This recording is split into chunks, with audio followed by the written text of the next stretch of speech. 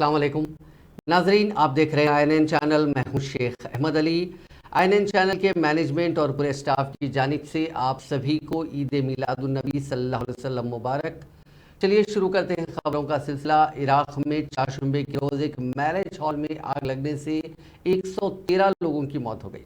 इस हादसे में 150 से ज़्यादा लोग जख्मी हो गए। इस हादसे में दुल्हा और दुल्हन भी जख्मी हो गए हैं। एक ओहदेदार ने बताया कि आग इराक के निनेवे सूबे के हमदानिया इलाके में लगी है।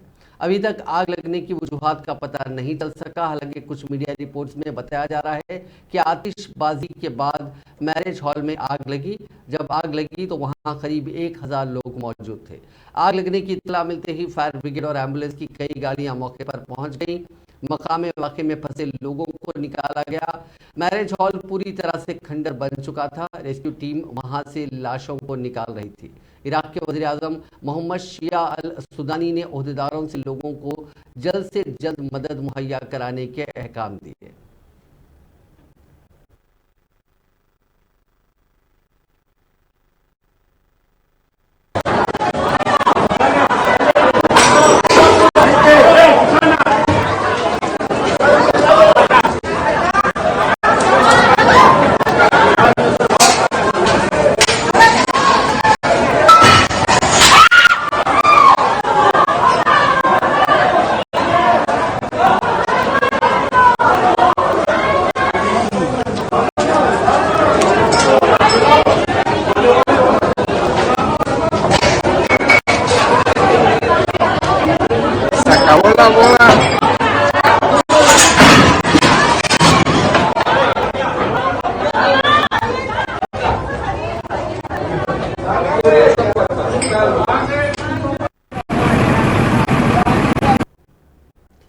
अज़रबैजान के नारगोनो काराबाग वाक़े में एक ऑयल डिपो में गुज़िश्ता रोज़ हुए धमाके में महलूकीन की तादाद लगातार बढ़ती जा रही है।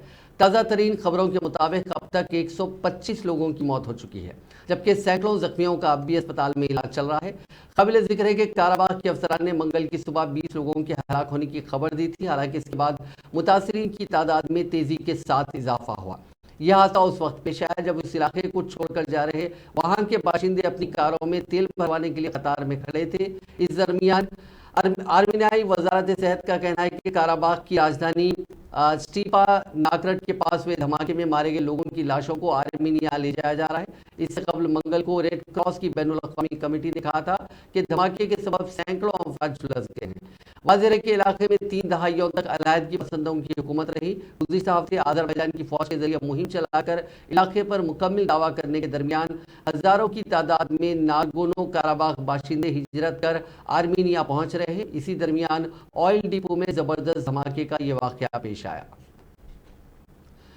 मोहाली के कुराली में चारशंबे को फोकल पॉइंट में वाक़े एक केमिकल फैक्ट्री में आग लग गई, जिसमें करीब 5 खवातीन समेत 8 लोग बुरी तरह झुलस गए हैं। इनमें से 2 खवातीन को मोहाली के चंडीगढ़ रेफर किया गया, जिनकी हालत तशवीशनाक बनी हुई है। मौके पर मोहाली के अलावा रोपड़ के हेल्थ टीमों को भेजा गया।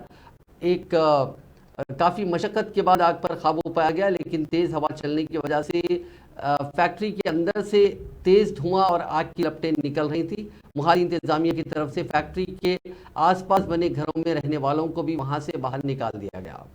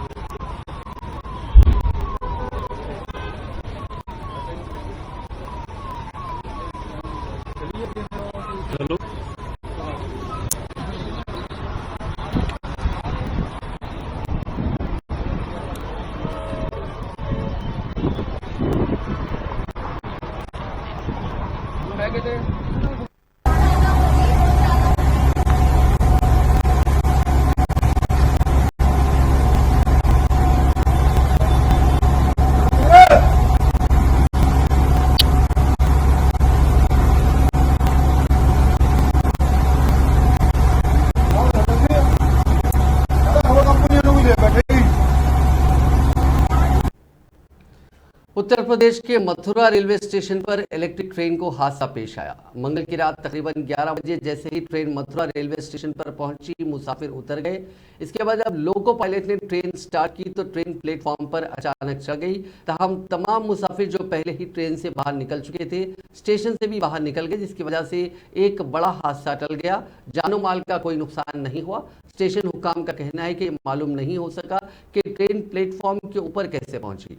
मथुरा के स्टेशन डायरेक्टर एस.के. श्रीवास्तव ने कहा कि ट्रेन शुकुर बस्ती से शुरू हुई और रात 10:49 पर मथुरा स्टेशन पर रुकी। तमाम मुसाफिर ट्रेन से उतर कर चले गए। मुझे नहीं मालूम कि अचानक क्या हुआ, लेकिन ट्रेन अचानक प्लेटफॉर्म के ऊपर कूद गई। इस वाकये की तहकीकात की जा रही है।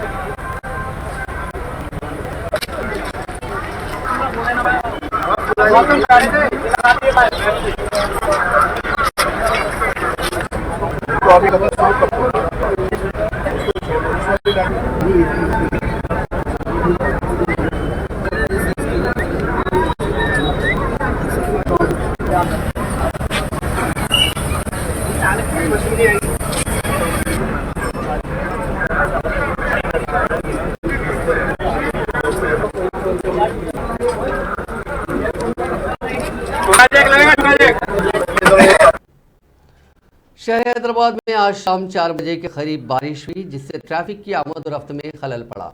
स्कूलों और दफातर से वापस होने वाले अफराद को बारिश की वजह से मुश्किलात का सामना करना पड़ा। कई सड़कों पर पानी जमा हो गया। तकरीबन 1 घंटे तक बारिश का ये सिलसिला जारी रहा। शहर के इलाके हिमायत नगर, खैरताबाद, मुशीराबाद, चिकड़पल्ली, नारायणगुड़ा, मासाब टैंक, पैराडाइज और दीगर इलाकों में चारशंबे की शाम बारिश हुई। महकमे मौसमियात ने हैदराबाद के अलावा बेशतर अजला में आइंदा 4 दिनों तक गरज और चमक के साथ बारिश की पेशकशी की थी। आज सुबह से ही शहर हैदराबाद में मौसम खुश्क रहा।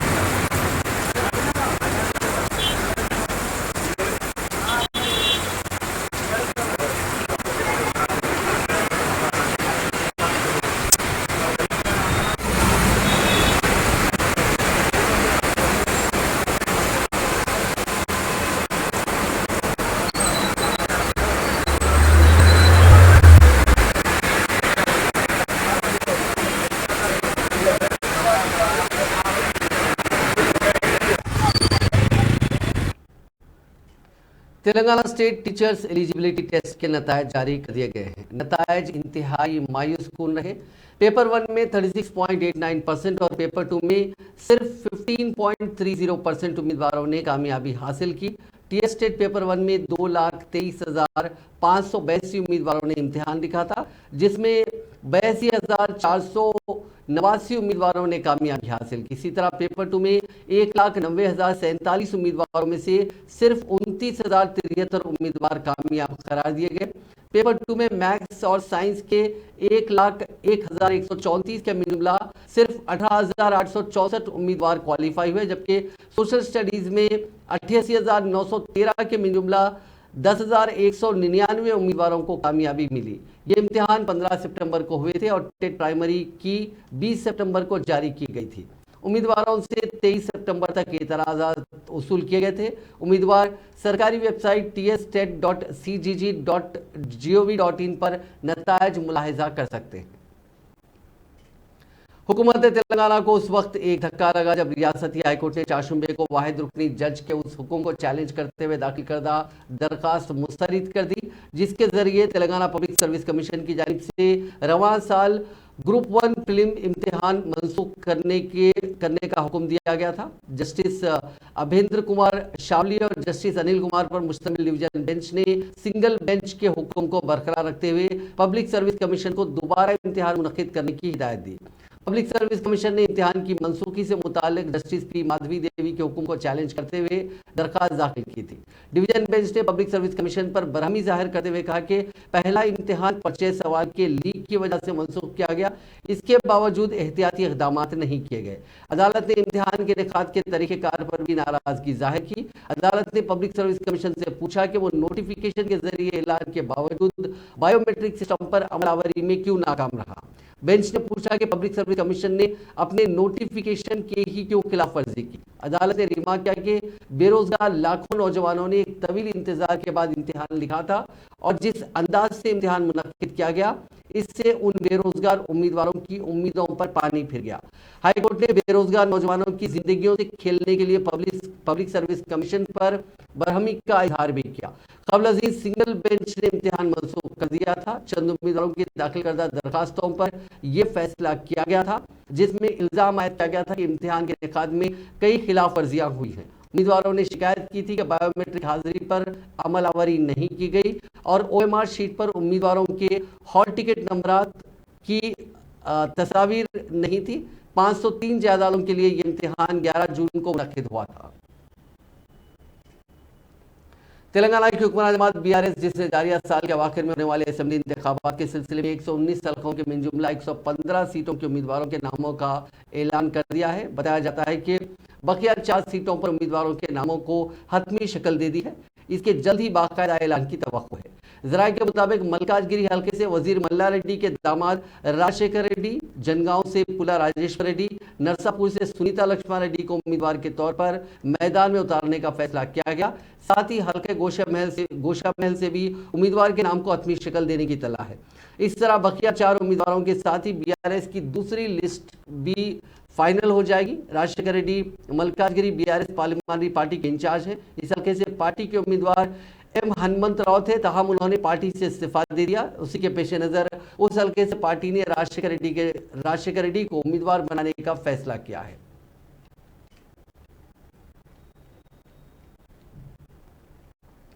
वजीर सेहत हरीश राव ने चाशुम्बे के रोज कहा कि BRS का मंशूर जल्द ही जारी किया जाएगा और ये समाज के तमाम तबकात की फलाह बहबूद की पेशकश करेगा।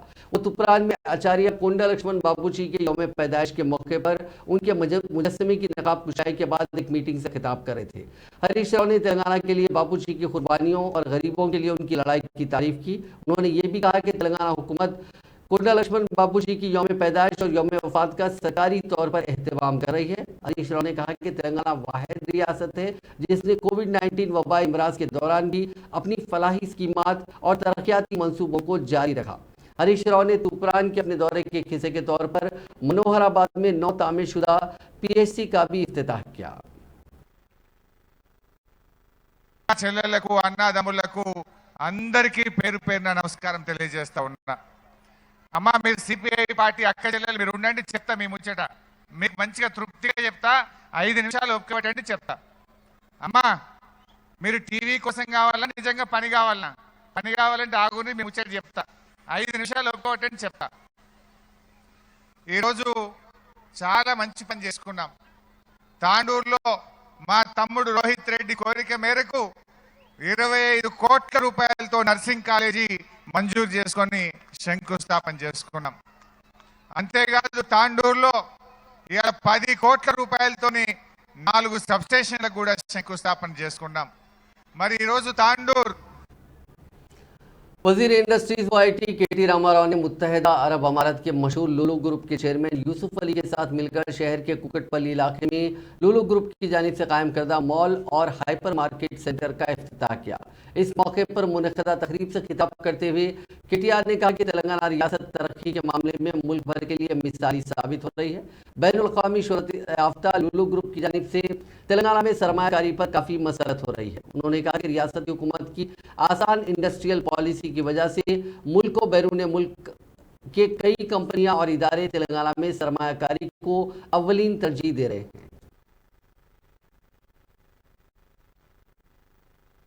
చైర్మన్ గారు చెప్పింది యూసుఫ్ అలీ గారు చెప్పింది అంటే ఆయన యుఏఈలో చాలా పెద్ద ఎత్తున అక్కడ మన భారతదేశం నుంచి కేరళ రాష్ట్రం నుంచి బయలుదేరి వెళ్ళి అక్కడ చాలా పెద్ద ఎత్తున ఈ లూలు అనే గ్రూప్ని ఏర్పాటు చేసి ఇప్పుడు దాదాపుగా 270 హైపర్ మార్ట్లు అదేవిధంగా 25 పైచిల్కు దేశాల్లో అక్కడ విస్తరించి చాలా పెద్ద ఎత్తున ఉపాధి అవకాశాలు కల్పిస్తూ ఉన్నారు. మన దేశంలో కూడా ఇక్కడ కేరళలో ఒక మాల్ ప్రారంభించిన తర్వాత ఇక్కడ పెట్టుబడులు పెట్టిన తర్వాత అంతర్జాతీయ వేదికల్లో వారిని కలిసినప్పుడు గౌరవ ముఖ్యమంత్రి గారి ఆహ్వానం. At the very outset, I welcome each and every one of you to this inauguration. I am happy that today we are inaugurating the first shopping mall in Hyderabad in the state of Telangana. This is also our first venture here in this state. Our second project will be an export-oriented state-of-art food processing, including the meat processing in Hyderabad. And to support the local fishing industry, we are also planning a seafood procurement and processing center in the constituency of His Excellency the Minister. Apart from this, we have also committed to invest 3,500 crore over next 3 years in a destination shopping mall, mini malls, and agricultural sourcing, logistic and processing hub for facilitating 100% exports and promotion local Telangana. हुकूमत ने Hyderabad collectorate में online खुरानंदाजी के जरिए double bedroom के इस्तिफादा कुनिंदगान के लिए मकानात allot किए। इस प्रोग्राम में वुज़रा तहसीन श्रीनिवास यादव, महमूद अली, GHMC मेयर विजय लक्ष्मी और डिप्टी मेयर श्रीलता मौजूद थी। 36,884 अफराद को डबल बेडरूम मकानात अलॉट किए गए हैं। मकामी कोटे के साथ मजमूई तौर पर 39,804 मकानात मख्तस किए गए हैं।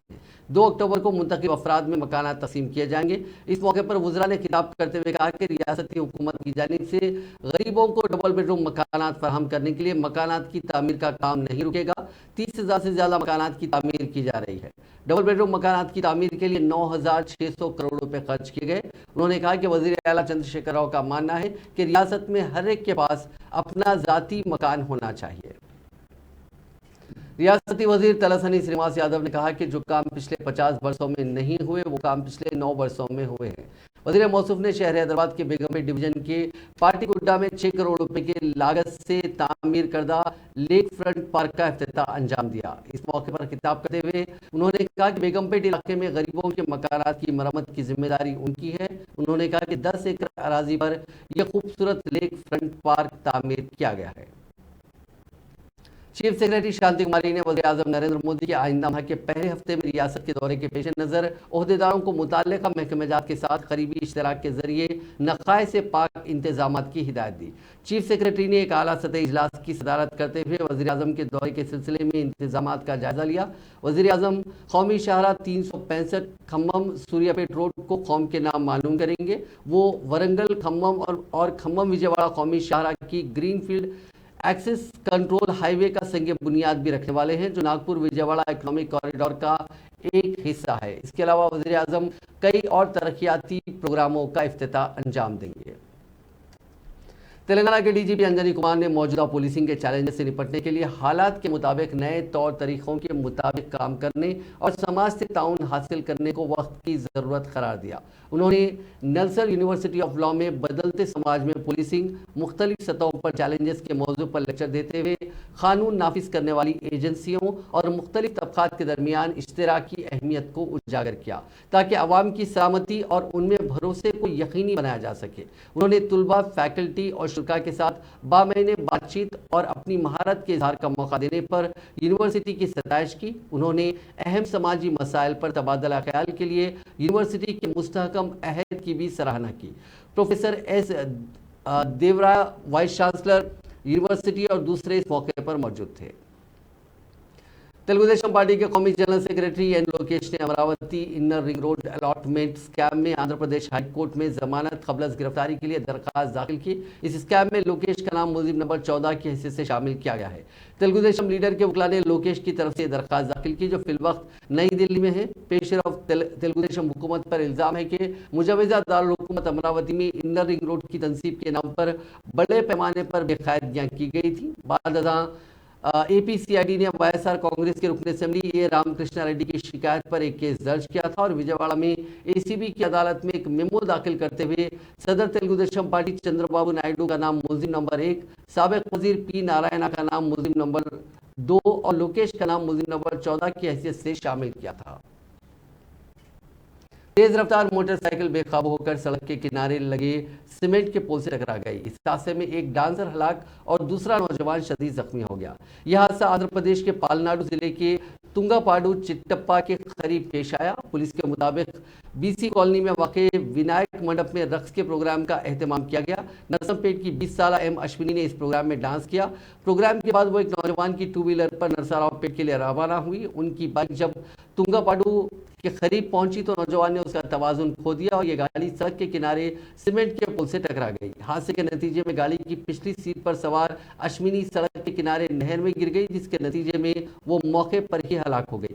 इस हादसे में बाइक चलाने वाला नौजवान शदीद जख्मी हो गया। इत्तला मिलते ही पुलिस ने वहां पहुंचकर अश्विनी की लाश को पोस्टमार्टम और नौजवान को इलाज के लिए अस्पताल मुंतकिल किया।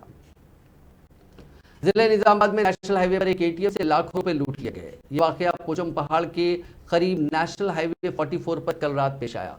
SBI के ATM में सार्किन दाखिल हुए और उन्होंने पहले CCTV कैमरों को नुकसान पहुंचाया। इसके बाद ATM मशीन को गैस कटर से काट दिया गया। सार्किन उस ATM से 10 लाख रुपए लूटकर फरार हो गए। इत्तला मिलते ही मकामी पुलिस वहां पहुंच गई और इस पूरे मामले की जांच कर रही है। दिल्ली के सुंदरनगर इलाके में एक माजूर मुसलमान को पिलर से बांधकर कराची से